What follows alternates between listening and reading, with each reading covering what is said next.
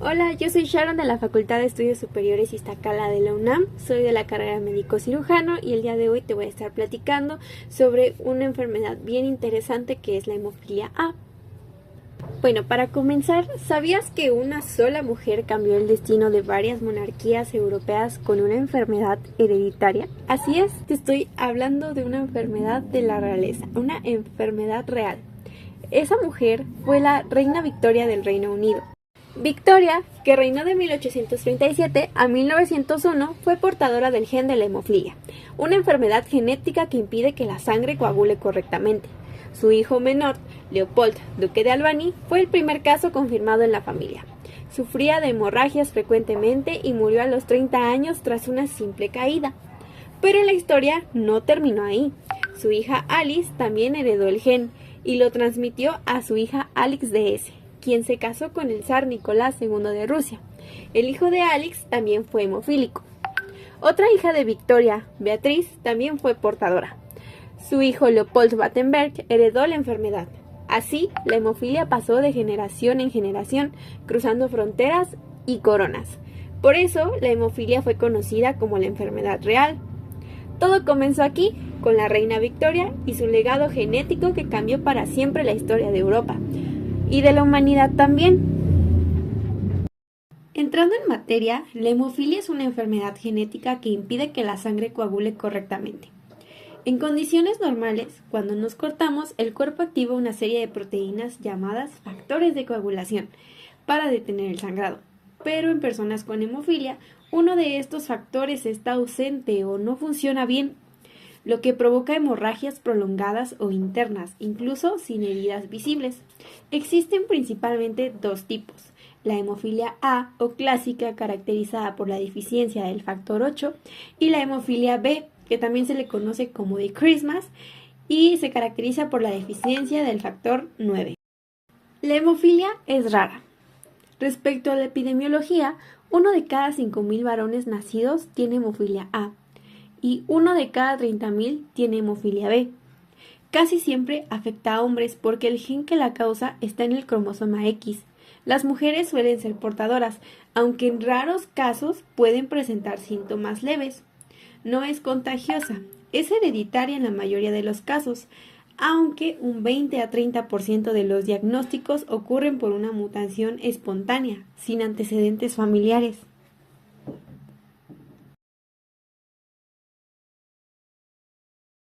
La parte más bonita de la hemofilia es la fisiopatología. La hemofilia genéticamente es una enfermedad monogénica recesiva ligada al cromosoma X, causada por mutaciones en los genes que codifican proteínas esenciales para la coagulación sanguínea. La hemofilia A es causada por mutaciones en el gen F8 que codifica para el factor 8. Este gen se encuentra en el brazo largo del cromosoma X.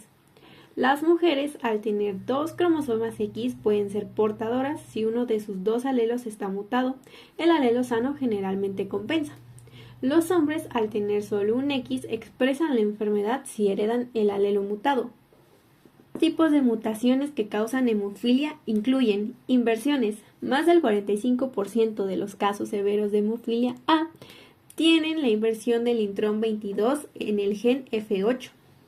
También hay de lesiones grandes o pequeñas, inserciones, mutaciones sin sentido o nonsense, mutaciones missense, errores de splicing.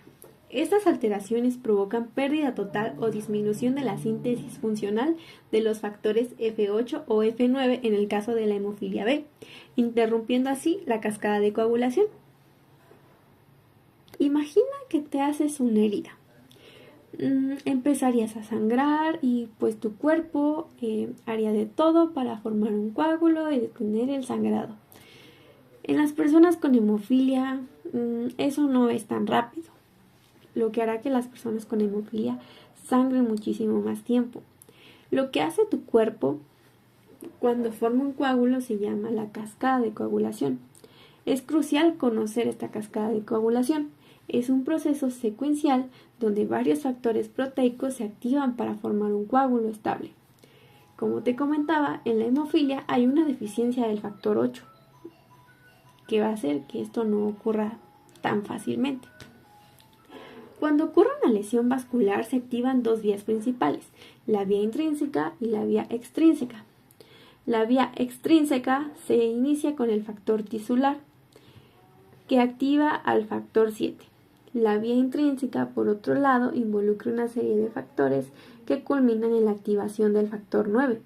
En la hemofilia B, la falta de ese factor interrumpe la formación del complejo tenaza, compuesto por los factores 9A, 8A y 10 y calcio, esencial para activar al factor 10. Como te comentaba, son varios complejos de proteínas que van como fichitas de dominó activándose uno a uno. Ambas vías convergen en la vía común, donde el factor 10 se activa a 10-alfa, formando el complejo protrombominasa junto con el factor 5A. Este complejo convierte la protombrina en trombina, una enzima clave que forma el fibrinógeno en fibrina, la proteína que forma la red del coágulo. La deficiencia del factor 8 en la hemofilia A también afecta la formación del complejo tenaza, reduciendo la producción de trombina. La falta de trombina suficiente impide la formación de una red de fibrina estable, lo que resulta en un sangrado prolongado. Clínicamente esto se manifiesta como hemorragias espontáneas o prolongadas tras traumatismos, cirugías o incluso en articulaciones. La severidad de la hemofilia depende del nivel del factor deficiente en la sangre. Los niveles más bajos resultan en síntomas más graves. Tenemos una representación de una imagen sobre el patrón de herencia de la hemofilia A. Principalmente debemos recordar que el gen mutado para la hemofilia A se encuentra en el cromosoma X, por lo que la hemofilia A sigue un patrón de herencia ligado al cromosoma X. Recordemos que los hombres tienen un cromosoma X y un cromosoma Y. Si un hombre hereda un cromosoma X con el gen defectuoso, desarrollará hemofilia. Las mujeres tienen dos cromosomas X. Una mujer debe heredar el gen defectuoso en ambos cromosomas X para desarrollar hemofilia. Si hereda solo un cromosoma X con el gen defectuoso y tiene el otro alelo sano, generalmente será portadora, lo que significa que no tendrá la enfermedad, pero sí puede transmitirla a sus hijos.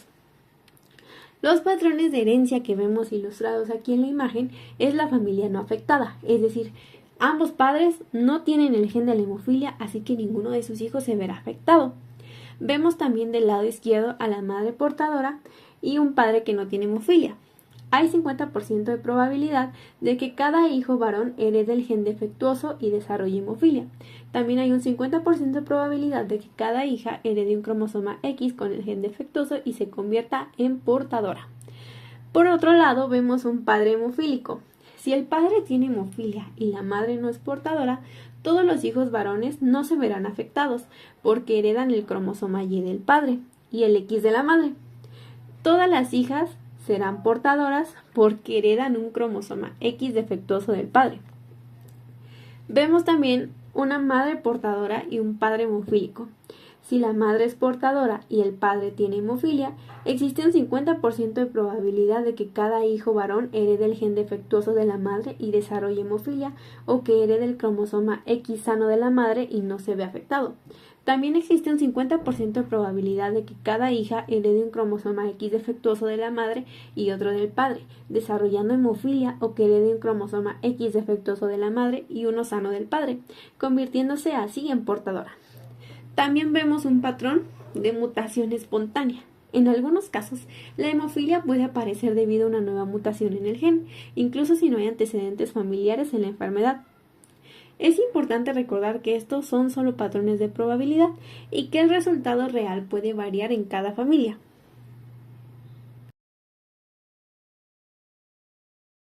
El cuadro clínico se caracteriza principalmente por sangrado en las articulaciones y en los músculos.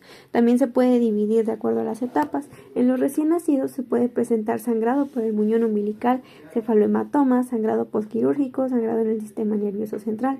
En lactantes, hematoma, sangrado por la erupción dental, sangrado después de las vacunas, sangrado en zonas de trauma. Preescolares y escolares, hematrosis, hematomas, hematuria, sangrado en las mucosas. sangrado gastrointestinal, sangrado en el sistema nervioso central. Las hemorragias articulares son la manifestación clínica más frecuente de la hemofilia, principal causa de dolor e incapacidad en localización común como tobillos, rodillas, codos, dedos de los pies, hombros y caderas, también en articulaciones de las manos, generalmente como resultado de una lesión. Puede provocar hormigueo. También podemos encontrar hemorragias musculares, que son lesiones en capilares musculares, provocando dolor y rigidez. Puede haber equimosis y contracción muscular. También debemos tener muchísimo cuidado con hemorragias graves que pongan en peligro la vida, como las hemorragias del sistema nervioso central o en la cavidad oral, que pueden dar como resultado infecciones, ocasionando inflamación, dificultad para la deglución y obstrucción aérea. El tratamiento se ha considerado multidisciplinario, involucra varias especialidades y expertos, principalmente enfocadas en el manejo del dolor, importante para mejorar la calidad de vida. Se ha iniciado con la terapia de reemplazo, que es una administración del factor de coagulación deficiente, el factor F8 para la hemofilia A y factor 9 para la hemofilia B. El sangrado se detiene cuando una cantidad suficiente de factor de coagulación llega al sitio que está sangrando. Se ha utilizado la profilaxis como principal medio y pues la profilaxis no repara tejidos, solamente se encarga de mejorar la calidad de vida, pero no repara los daños que ya ha tenido. Se ha también propuesto medios físicos de rehabilitación para mantener la función y la movilidad. Y bueno, pues también se ha hecho tratamiento específico según el tipo de hemorragia, ya sea hemorragia articular, hemorragia muscular, hemorragia en elipsoas, hemorragia en el sistema nervioso central y de acuerdo a cada diferente tipo de hemorragia que presenta el paciente. También hay otro tipo de terapias que se han probado, como la desmopresina en hemorragias leves y previo a procedimientos invasivos menores en pacientes respondedores a desmopresina. También se ha utilizado ácido aminocaproico en hemorragia mucocutánea y postquirúrgica. También se ha empleado la inmunotolerancia para erradicar inhibidores con dosis repetitivas de factor 8 con o sin terapia inmunosupresora. Y bueno, esto fue todo por el video del día de hoy. Gracias por escuchar sobre la hemofilia, una enfermedad de la realeza.